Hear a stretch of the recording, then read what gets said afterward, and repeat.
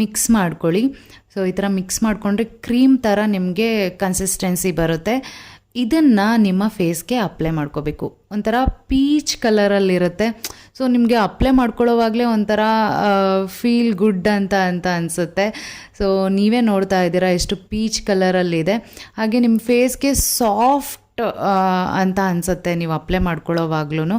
ಹಾಗೆ ನೀವು ಈ ಥರ ಅಪ್ಲೈ ಮಾಡ್ಕೊಂಡಾದಮೇಲೆ ಕ್ಲೀನಾಗಿ ಫೇಸ್ನ ಮಸಾಜ್ ಮಾಡ್ಕೊಳ್ಬೇಕಾಗುತ್ತೆ. ತುಂಬ ಹೊತ್ತೇನು ಬೇಡ, ಡೈಲಿ ನೀವು ಫೇಸ್ ವಾಶ್ ಮಾಡೋದ್ರಿಂದ ಸೊ ನಾರ್ಮಲಾಗಿ ನೀವು ಫೇಸ್ ವಾಶ್ ಹೇಗೆ ಮಾಡ್ತೀರೋ ಆ ಥರ ಮಸಾಜ್ ಮಾಡಿಕೊಂಡು ಫೇಸ್ನ ವಾಶ್ ಮಾಡ್ಕೋಬೇಕಾಗುತ್ತೆ. ಸೊ ನಂಗೆ ಗೊತ್ತು ನಿಮ್ಗೆಲ್ರಿಗೂ ಒಂದು ಡೌಟ್ ಕ್ರಿಯೇಟ್ ಆಗ್ತಾ ಇದೆ ಅಂತ. ಸೊ ಏನಿದು ನೊರೆ ಬರೋದಿಲ್ಲ, ಏನು ಸೋಪ್ ಥರ ಇರೋದಿಲ್ಲ, ಫೇಸ್ ವಾಶ್ ಥರ ಇರೋದಿಲ್ಲ, ಈ ಒಂದು ಪೌಡರಿಂದ ಈ ಒಂದು ಹಿಟ್ಟಿಂದ ನಮ್ಮ ಸ್ಕಿನ್ನಲ್ಲಿರುವಂತಹ ಕೊಳೆ ಆಗಿರ್ಬೋದು, ಡಸ್ಟ್ ಆಗಿರ್ಬೋದು, ಆಯಿಲ್ ಕಂಟೆಂಟ್ ಆಗಿರ್ಬೋದು